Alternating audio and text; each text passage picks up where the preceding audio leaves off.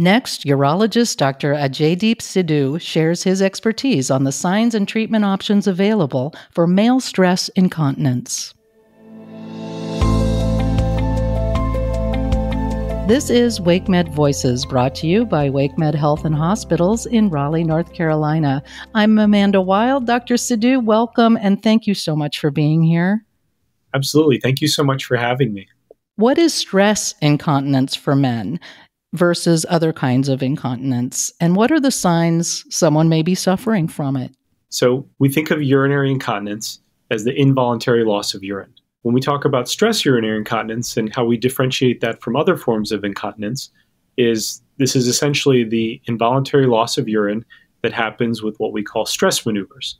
That can be a cough, a sneeze, doing a jumping jack, exercising, standing up from a seated position, anything that could result in an increase in your abdominal pressure, resulting in that loss of urine.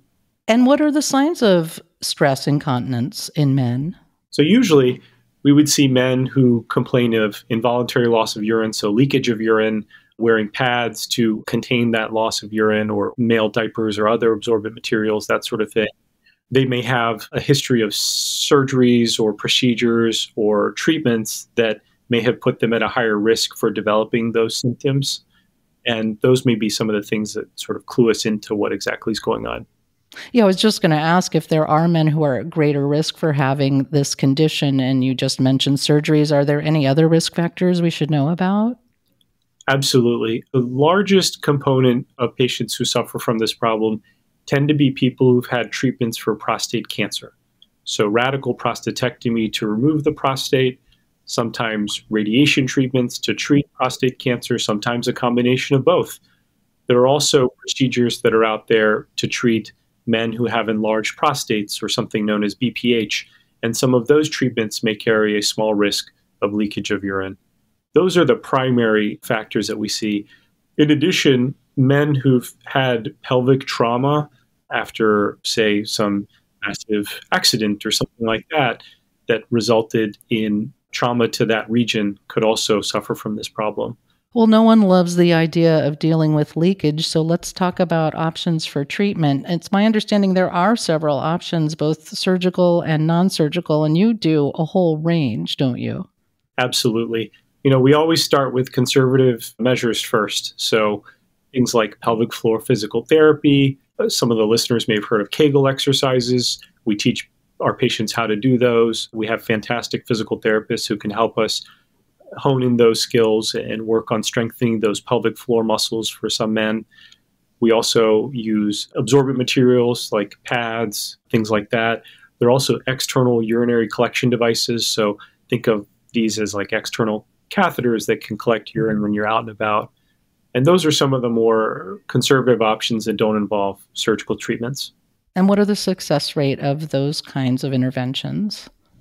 So certainly if the leakage is more mild, we found a lot more success with physical therapy and things like that. It also depends on where the continuum you are in your journey, say from a prior surgery, in terms of that leakage. So for example, after a radical prostatectomy, it's very common for a large group of men to experience stress urinary incontinence. And that can sometimes persist for several months and tends to improve slowly over time.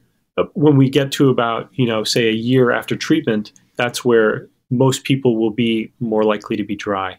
And for those who are not, and those earlier interventions aren't doing the job, then there's a surgical. Is there more than one surgical option for treatment? There are a handful of surgical options. There are some less invasive treatment options that do exist that are surgical. They're off-label use of something called bulking agents. These are materials that we essentially inject around the urethra to help occlude it or help occlude the sphincter a little bit more. Tend to not have as strong of a success rate, but in really, really mild cases, that may be something that a patient, elects to undergo. In terms of the main surgical treatment options, the two most commonly used options are something called the sling, or the male urethral sling, or the artificial urinary sphincter. And can you talk a little more about what those do? Absolutely. So the way a sling works is it's a thin piece of mesh that we place underneath the urethra to essentially increase the resistance of the urethra, basically bulking up your sphincter muscles to allow more support, which basically allows you to increase the resistance when you cough or sneeze or do any of those stress maneuvers so that you're less likely to leak. It's a great option for men who have more mild urinary incontinence, maybe somebody who's only leaking a couple pads a day, that sort of thing.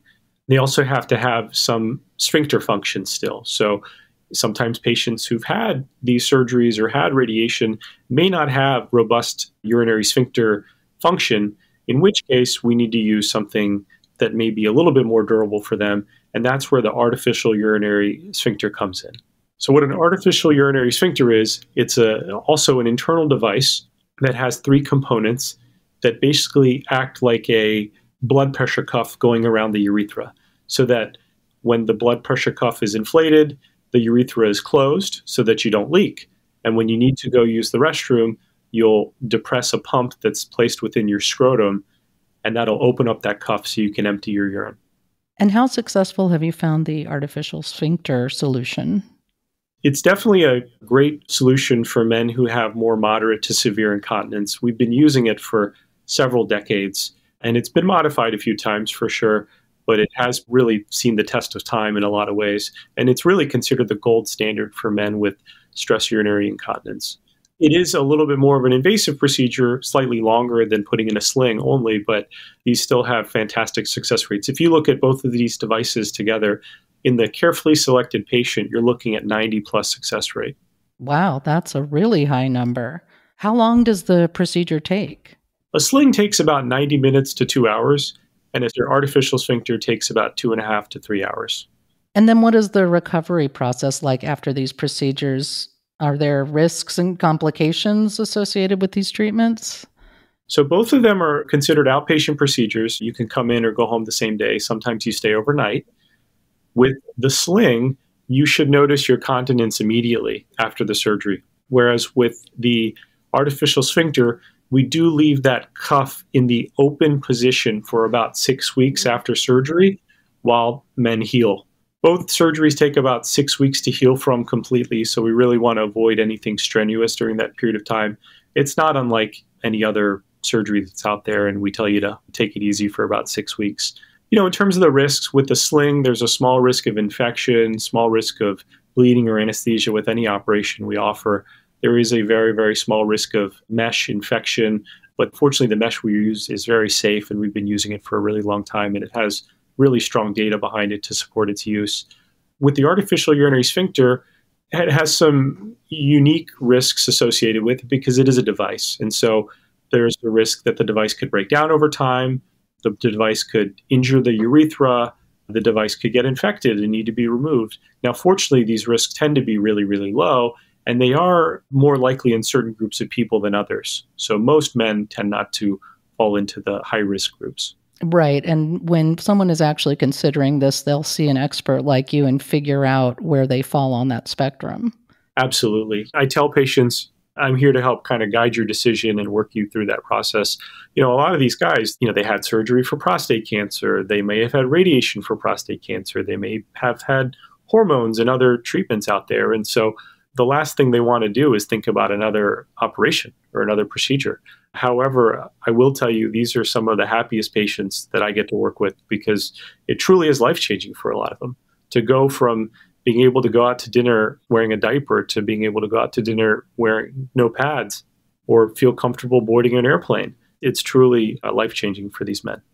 So actually anyone suffering from leakage or stress incontinence or any incontinence should really visit a doctor, a urologist like yourself, to figure out what options may be available because it can really drastically improve your quality of life.